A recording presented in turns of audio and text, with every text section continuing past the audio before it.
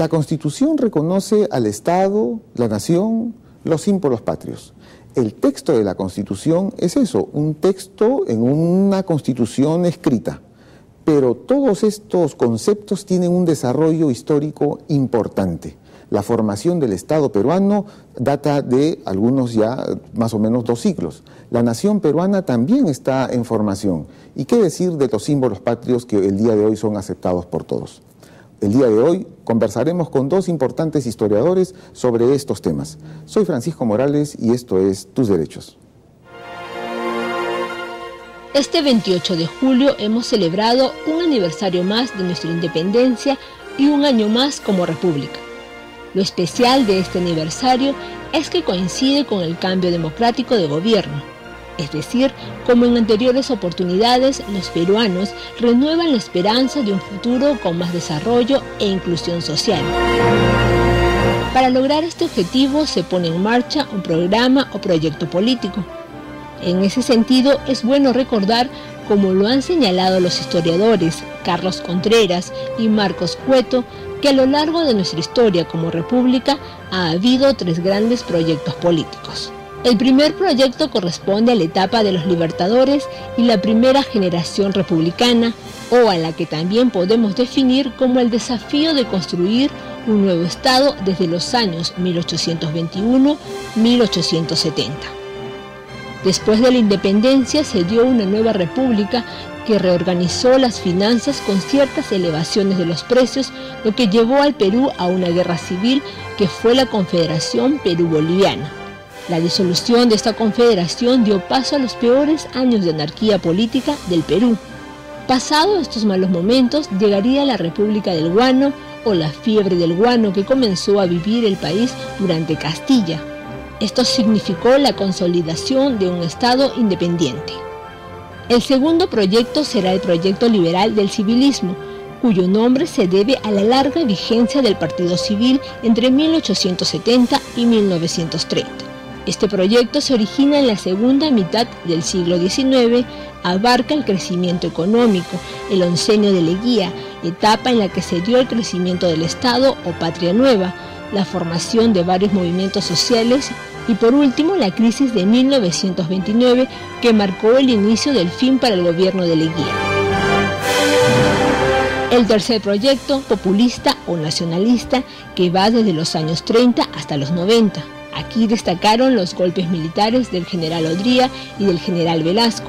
Se intentó en esta época retomar el rumbo del crecimiento económico en torno al desarrollo del sector exportador.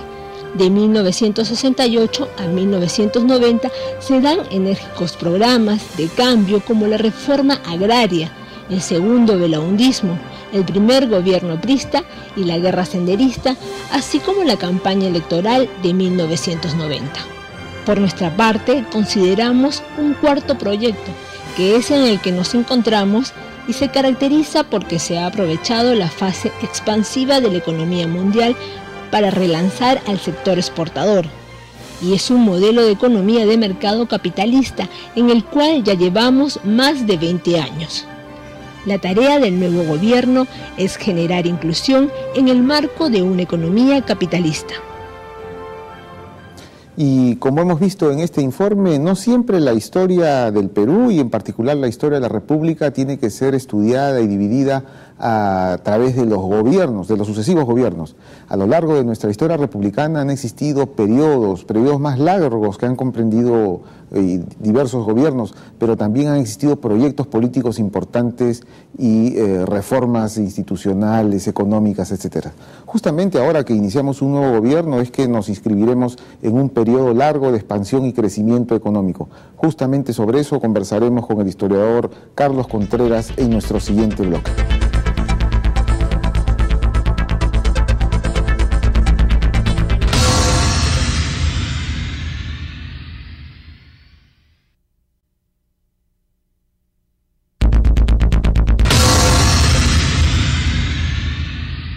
Bien, nos encontramos con el doctor Carlos Contreras. Bienvenido a nuestro programa, doctor. Encantado de estar con ustedes. Bueno, usted tiene una interesante propuesta aquí en su libro Historia del Perú Contemporáneo, justamente ahora que estamos tratando el tema de un aniversario más de la patria. ¿Cuál es la propuesta del libro? La idea de este libro fue construir una historia del Perú centrada en lo que llamamos grandes proyectos políticos destinados a cambiar el futuro del país. Cada cierto tiempo escuchamos siempre de los políticos que tienen un programa renovador, todo el mundo habla de cambios, de reformas, incluso de revoluciones, aunque sabemos que al fin y al cabo no todos lo consiguen, o aquello que se presentó como una gran reforma termina siendo un cambio tímido. Con la perspectiva que da la historia, podemos revisar desde la época de la independencia cuáles fueron finalmente los grandes proyectos de transformación que tuvo el Perú. Y pudimos identificar hasta 4 grandes proyectos, comenzando por el de los Libertadores, el de la primera generación republicana.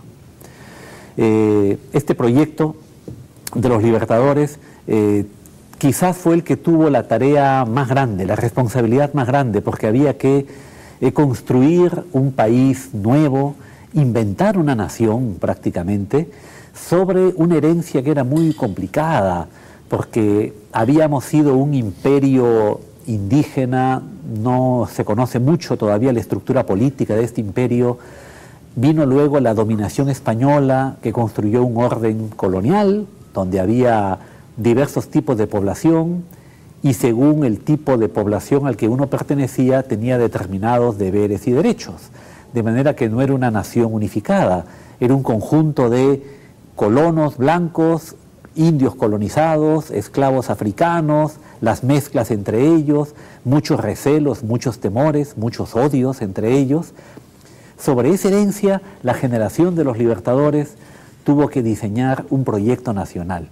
Hoy día es fácil, bueno, digo es fácil criticarlos, llamarlos rústicos, idealistas, que solamente perseguían su bienestar personal y no pensaban en la nación. Se ha criticado mucho la primera generación de gobernantes republicanos, y bastante de estas críticas tienen razón, no digo que... Pero son injustas desde la perspectiva de la historia. Digamos que para juzgar a los hombres que gobernaron y dirigieron una nación, hay que ponerse en el escenario que a ellos les tocó vivir. A toro pasado, como dicen los españoles, es fácil criticar lo que ocurrió, pero hay que ponerse en la situación, en la época. Y esto es lo que hemos querido hacer en el libro, ¿no? Recrear desde la propia época los proyectos políticos que los gobernantes y las élites dirigentes tuvieron o quisieron, digamos, encauzar, quisieron llevar adelante. Pero esta propuesta es muy interesante porque al periodificarla, no solamente en estas 3 grandes etapas como el desafío de construir un nuevo Estado, desde 1821 hasta 1899, la segunda etapa, problema y posibilidad, desde 1899 hasta el 48, y luego el último medio siglo, nos dan cuenta de que ha habido varios proyectos políticos, o sea, no somos un país huérfano, donde donde no ha habido dirigentes pensantes, donde hemos tenido conflagraciones, guerras, efectivamente, pero ahí está invívida una noción de querer cambiar, de querer construir un país, una nación. Nos habremos equivocado varias veces, pero ahí estamos, ahí seguimos. Digamos que no nos ha faltado imaginación. Efectivamente, durante un tiempo, hace 20, 30 años, se criticaba la historia de países como el Perú, señalando que había sido simplemente un reverso de la historia de las grandes naciones europeas o los Estados Unidos. Es decir, que habíamos sufrido una dominación colonial o neocolonial, y lo que aquí nos había ocurrido en realidad se había decidido en aquellas grandes naciones. Pero en las últimas décadas los jóvenes historiadores han tratado de encontrar las iniciativas políticas que los propios peruanos y en los demás países, los habitantes nacionales, tuvieron. Y se encontró que hubo muchas ideas políticas y muchos proyectos en este sentido, de manera que no es que hayan faltado ideas, proyectos, utopías. No ha sido difícil llevarlos adelante por la gran desunión que ha habido entre los peruanos, pero algunos logros ha habido. Eso es lo que hemos querido también poner en el libro, ¿no? Los logros que estos proyectos consiguieron.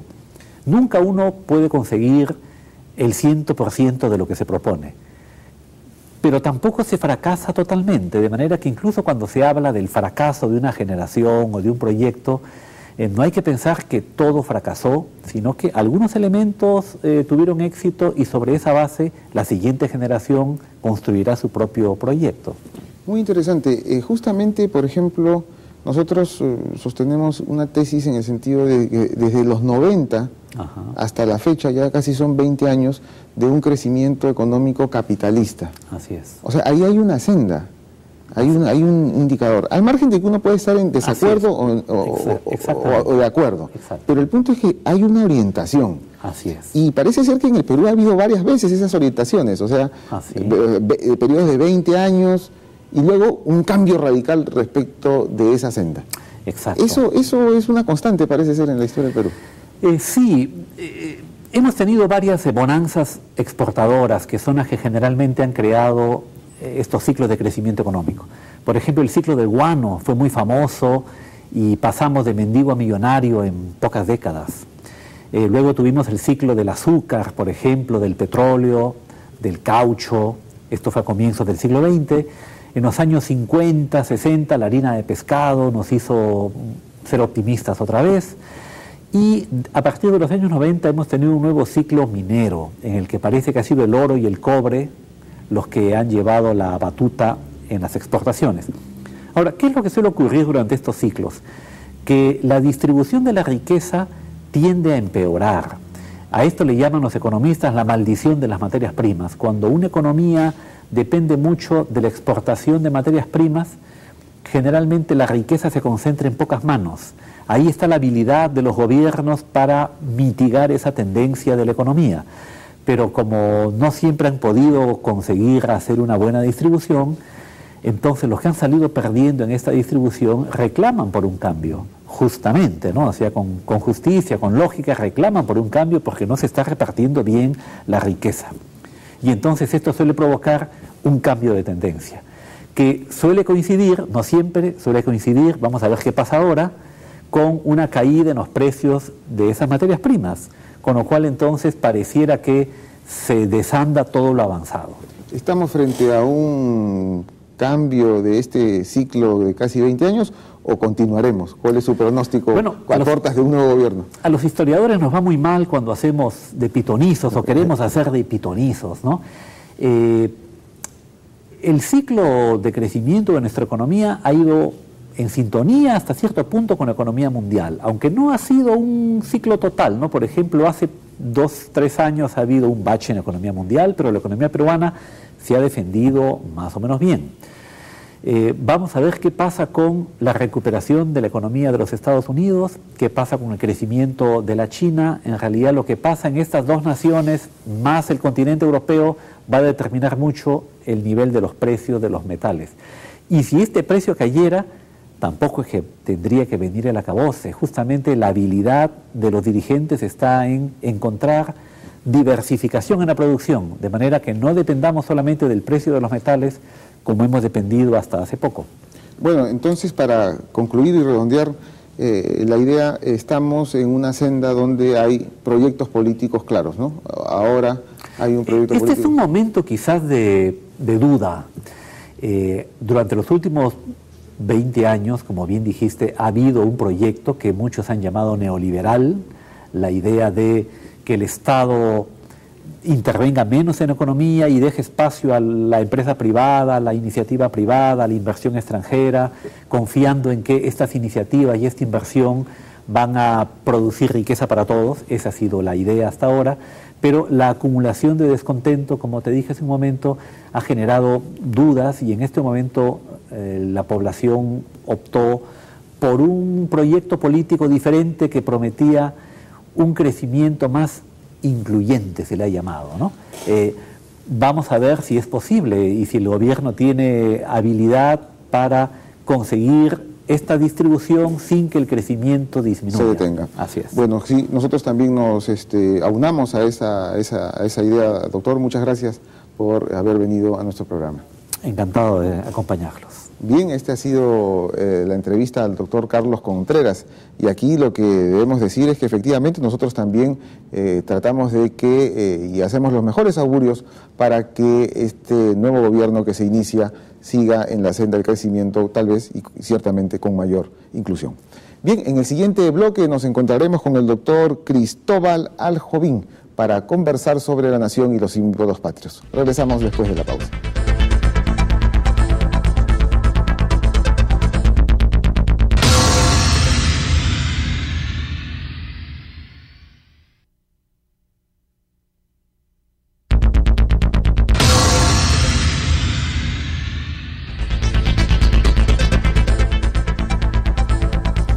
Continuando con el programa, nos encontramos ahora con el doctor Cristóbal Aljovín, historiador y especializado en el siglo XIX.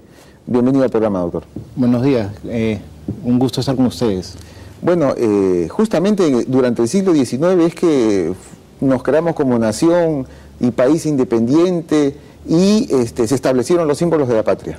Sí, es bien complicado el tema de la nación, como estábamos conversando previamente, porque puede ser algo muy gaseoso, qué cosa es la nación peruana o no. Entonces, es al final un sentimiento de unión, y con los símbolos patrios uno nota cuál fue el proyecto emancipador, ¿no? Entonces, porque en verdad si uno le pregunta a un peruano del 18 qué se sentía vasallo del rey de España. Entonces, no se sentía peruano. Pero, no, se sentía peruano, pero como un arequipeño se puede sentir un arequipeño, pero a la vez un peruano. Entonces, si el Perú juega un mundial, estoy seguro que en Arequipa gritan el gol, espero, ¿no? Y no gritan el gol chileno, ¿no? Entonces, un hombre del 18, en su mayoría se sentían vasallos del rey de España y del virreinato del Perú.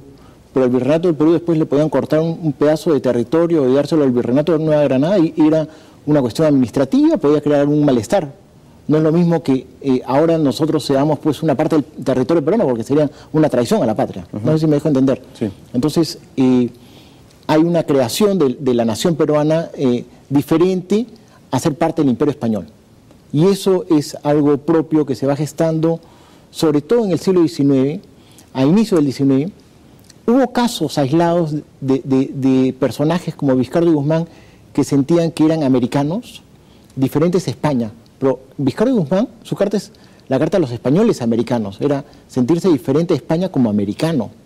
Obviamente él también se sentía peruano, pero digamos la cuestión era ser americano frente a ser español en un momento dado, ¿no? Y es en el 19 donde se va creando estas identidades peruanas en el sentido de soberanía nacional, de República del Perú, etcétera, ¿no? Y es bien interesante cuando San Martín llega al Perú, desembarca en Pisco, no, en Paracas, dijo, ¿cuál fue su proyecto? Porque San Martín sabía que no era un proyecto militar solamente, sino también era un proyecto ideológico. San Martín sabía que si no ganaba la opinión pública, todo su proyecto no funcionaba. Es de ahí que toda su preocupación por los símbolos patrios, de crear una identidad peruana diferente a ser vasallo del rey de España. Entonces, ese país, a partir, sobre todo, de las luchas de la emancipación que se va gestando, digamos, una idea de nación peruana. O sea, no digo que no hubo previo, digamos, la cosa es cuando hay una masa crítica de gente que se siente peruana, ¿no? Entonces, y eso es, creo yo, una gestación que se va dando a inicio del 19. O sea, nosotros a veces no reflexionamos, ¿no? Tenemos una bandera, sí, ¿no? Un himno nacional, el escudo, sí, pero todo esto fue creado ahí, en ese preciso momento, y como usted dice, esto obedece a un proyecto político, a una ideología. Claro, y muchas veces es bien complicado, porque por ejemplo pongamos el caso español. La bandera española es una bandera que crea muchísima división en España. Sí, entonces, pues, porque los catalanes no la reconocen para empezar. Primero se le vincula a Franco. Una de las pocas veces que la bandera española se ha paseado en España libremente y alegremente fue cuando ganaron el Campeonato Mundial de Fútbol. Ah, quiere decir que nosotros sí tenemos una suerte, una ventaja, porque nadie discute el tema de la bandera, de los símbolos, etcétera. Ahí hay un consenso. Sí. Entonces es importante. Sí, claro que sí. Y nuestros símbolos son reconocidos por todos. Y los símbolos patrios además se van transformando en el sentido de cómo se va adhiriendo a las personas, ¿no? Porque cantar el himno patrio ahora es una cosa y cantarlo a inicios del siglo XIX era otra. Porque si usted comienza a ver la letra del himno patrio, es una letra en la cual de algún modo se dice que se está fundando una república, se está fundando un sistema de libertad en contra de la tiranía española. Ahora nosotros si lo cantamos no estamos pensando en España ya. Pero a nadie se le ocurriría tratar de cambiar la letra del himno nacional. No, sí, hay toda una discusión, es una discusión complicadísima. Donde intervino el tribunal. Sí, sí.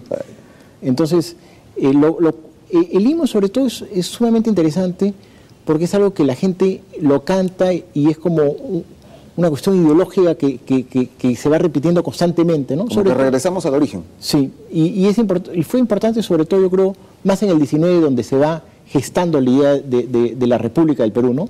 Ahora, se va gestando a través de una serie de mecanismos, ¿no? No solamente fueron el himno, el escudo, la bandera, y muchas veces uno puede hacer una serie de reflexiones de por qué se escogieron estos símbolos, ¿no? Por ejemplo, con el escudo que nos hemos quedado, no hay una referencia al pasado, que es interesante, ¿no? Hay una referencia a nuestras riquezas naturales, pero no hay una referencia, por ejemplo, como el primer escudo de San Martín, que había una referencia al Tahuantinsuyo, al Imperio Incaico, ¿no? Da ciertas ideas. La bandera peruana también era muy similar en un momento dado a la bandera española, a la bandera realista, ¿no? Entonces, lo cual implica también un pensar de qué tanta continuidad, cuánta ruptura se hizo la independencia del Perú. Entonces, un primer bloque, digamos, de cómo se va creando el imaginario, estos símbolos patrios, y el otro bloque bien importante es la historia, cuando se comienza a redactar la historia patria, ¿no? En el cual, de algún modo, vas creando un pasado común. ¿Y cuándo empieza ese proceso? Yo diría en los años 30, 40, 50, ¿no? Es un poco más tardío, ¿no? Pero el siglo XIX estamos hablando del siglo XIX, ¿no? Pero inmediatamente, a los 20 años de la... Claro, con Mario Felipe Pasoldán, etcétera, ¿no? Se va creando una idea más cuajada del Perú, etcétera, ¿no? O sea, para ponerlo en esos términos, somos una creación reciente a los ojos de la historia, el Perú. Como es ahora, sí, claro, sí, obviamente, porque en verdad, en lo que nosotros llamamos el territorio peruano, si quiere, ha habido 3 grandes fases, ¿no? Y muy distintas cada una, ¿no? Es la fase prehispánica, con toda su riqueza complicadísima hay subfases, después hay una fase colonial, que en verdad pertenecíamos a un ente mayor que era la monarquía hispana, y una fase republicana, ¿no? Con ideales diferentes además. Usted que es hombre de leyes, sabrá que en la época colonial la ley no era igual para todos, ¿no? No estaba basada en la idea de la igualdad. En cambio, actualmente nosotros tenemos, bajo principio constitucional, la idea de la igualdad. O sea, no debemos ser tan pesimistas de creer que constantemente estamos en crisis, que el país se va al descalabro, sino somos una nación, un país realmente joven, en términos republicanos, ¿no? Tan joven como Estados Unidos, como Australia, como muchísimos países, digamos. Hay autores que dicen que la idea de la nación es algo propio de la Revolución Francesa. Claro. ¿No? Entonces, todo depende cómo lo ve, ¿no? Sí, digamos, siempre ha habido, la pregunta es cómo una persona de Puno se puede sentir igual que una persona de Miraflores, y una persona de Miraflores igual que de Piura. Es una pregunta que se hacía Basadre, y creo que Basadre tenía razón. Uno de los entes aglutinadores de la idea de la nación peruana ha sido el Estado. Este Estado que también a veces se le critica y que no llega a toda la población, es un Estado pequeño también, ¿no? Ah, no, claro, es un Estado pequeño, con todos los problemas de un país del tercer mundo, ¿no? Pero digamos que es un Estado que creó de algún modo una cierta identidad, ¿no? O sea, usted nos da una visión optimista, eso es muy importante. No sé si una visión optimista, pero tampoco uno no puede decir que no existe el Estado, ni que no existan ciertas ideas en el cual la gente se siente adherida a una idea de la nación peruana, ¿no? Una cosa tan sencilla como un partido de fútbol, todo el mundo grita el gol peruano, y todo el mundo se siente vinculado a estos jugadores que están correteando una pelota. Bueno, ha sido un gusto tenerlo en el programa y muchas gracias por sus reflexiones sobre la nación y los símbolos patrios. No, más bien, muchísimas gracias a ustedes. Bueno, y pueden escribirnos a tus-derechos@tvperú.gov.p y seguirnos en nuestro Facebook, Tus Derechos-TV Perú. Y como siempre, los sábados a las 11 de la mañana por TV Perú, mucho más que ver.